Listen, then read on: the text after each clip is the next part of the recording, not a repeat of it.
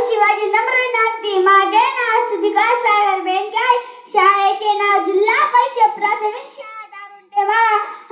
मी आता 4थी मध्ये शिकत आहे. आज आपण भारताचा राष्ट्रीय दिन साजरा करण्यासाठी इथे जमलेलो.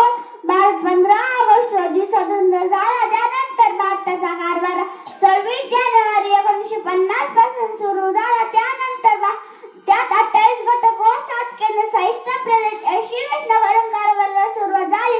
पण या स्वातंत्र्यासाठी महापुरुषांनी बलिदान दिले. महात्मा गांधी, भगतसिंग, राजगुरू, लोकमान्य टिळक अशा खूप व्यक्तींनी लढा दिला.